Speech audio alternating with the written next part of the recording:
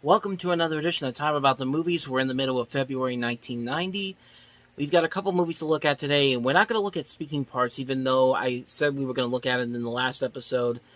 Couldn't find a trailer for it. I only found one clip. There really isn't a whole lot there to talk about, so we're going to hold off on that one for right now. But we do have 4 movies to look at, so let's go ahead and start getting into them. So let's go ahead and start with the first movie that came out, the biggest new release of the weekend, and that is Revenge.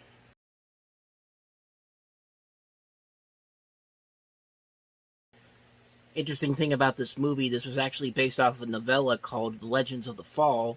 This was put out by Columbia Pictures. Columbia Pictures, 5 years later, would later do a completely different film called Legends of the Fall. I thought that was pretty interesting, but this is Tony Scott, director of Top Gun, who also did Beverly Hills Cop 2.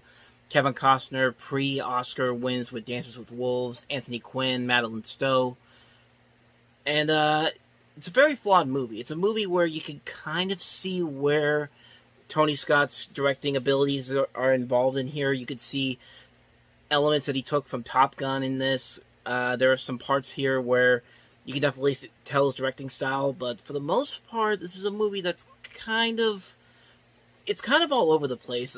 I think they said at one point the script had 12 different endings to it. So I don't know how they got 12 different endings, because most of this, I think we can pretty much assume what's going to happen, and I don't know. I mean, the casting is alright. Kevin Costner's pretty good here, so is Madeline Stowe and Anthony Quinn, but for the most part, the script is all over the place. It's kind of predictable, but it doesn't really know what it wants to be. Does it want to be a straight-up revenge thriller? Does it want to be an erotic thriller? What does it want to be? I mean, it just doesn't really tell you. It doesn't really give you a complete idea of what you're going to be thinking by the time this movie is over.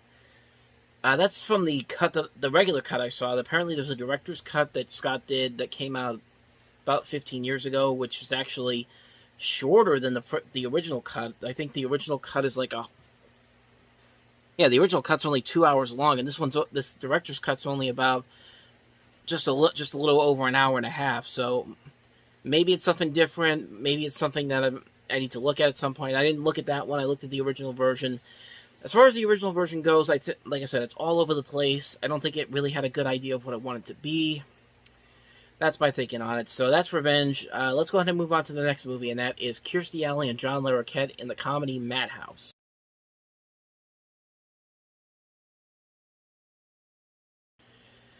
Yet another comedy that had so much ambition, but it wastes this too good of a cast. I mean, John Larroquette, come on, man. You got to pick better movie scripts than this. I mean, this is the second film that we've seen him in the last couple of months where it looks like he picked a movie just to have a movie where he thinks it's going to be a success. He's just doing it for the paycheck. I mean, this is a big mistake on his part, and Kirstie Alley's part too. I think this was her second leading role after her success on Cheers. Look Who's Talking was the first big success she had, and then this one.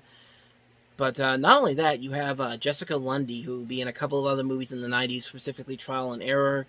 She was also on the Honey, I Shrunk the Kids TV show. Dennis Miller's also in this.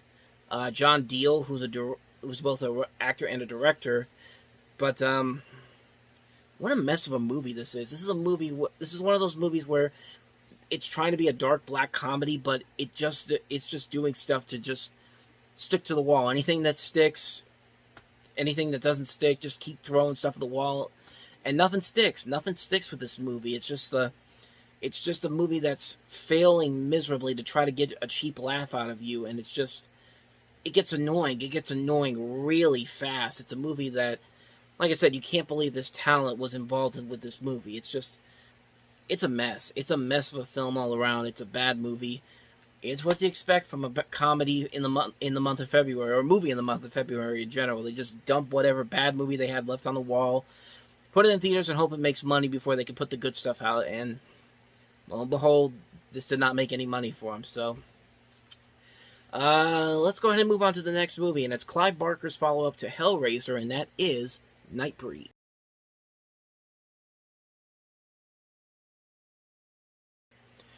Yeah, this is kind of what you'd expect from a director who made a critically, financially, and financial cult classic in Hellraiser, and everyone's already promoting him as the next great horror filmmaker, and then this is what he follows it up with. And it turns out it was not the best successful move for him. I mean, now to be fair, Warner Brothers probably had a huge interference on the film, as Barker has said that he protested the film company trying to sell it as a standard slasher film, and he didn't have final cut approval on the film.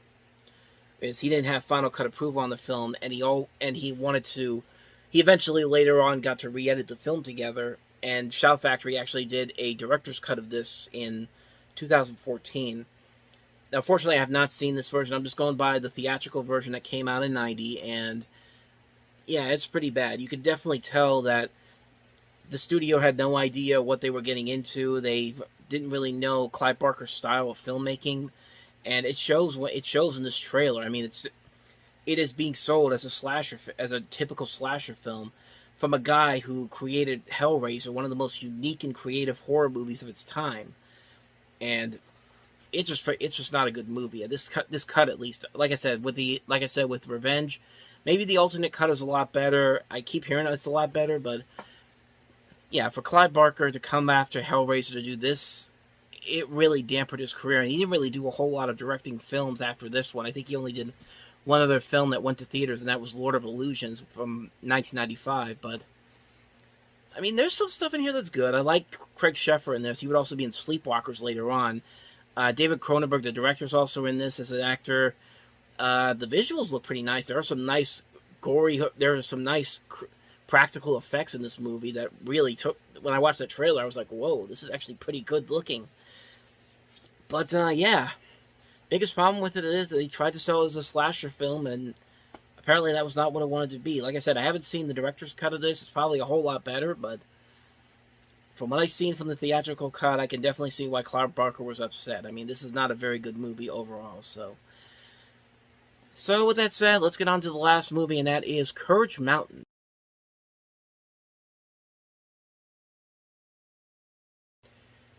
Sorry, that was the only version I can get. It was a Disney Channel promo, because when I looked for the trailer for this, the sound was so low and I couldn't get it up high enough, so I just took the clip from a Disney Channel promo from a year after this movie came out. And this is also a Heidi sequel. If you never knew that this was based off of the Heidi series, the movies and all that, this is apparently what it is, even though it doesn't say anything like that in the title of the film. And the only way you could figure that out is if you go to the synopsis of the film. But Charlie Sheen is in this, Leslie Caron, and can't really say anything about it, but from the looks of it, it at least looks visually gorgeous. I mean, these mountain scenes in here look pretty good, but I haven't heard anything really good about this movie. I don't think a lot of people have said anything really interesting about it, but that's just what I've heard about it. I haven't seen it, so I can't really comment on it, but it came out this weekend, so we might as well have talked about it. So there we go. That is Courage Mountain. And with that said, we wrap up another edition of Time About the Movies. Next week, the weekend of February 23rd, features Where the Heart Is, a Disney movie, The Blood of Heroes, Angel Town, Mountains of the Moon, Spontaneous Combustion. Movies that didn't even crack the top 10, so I'm not getting my hopes up for next week's crop of movies. So we'll delve into that tomorrow on tomorrow's episode. So thank you guys for watching, and as always, if you want to see more videos like this, check out the playlist on the next page, check out the previous episode. I'll see you guys tomorrow for the next episode. So thank you for watching. See you next time. Until then, take care.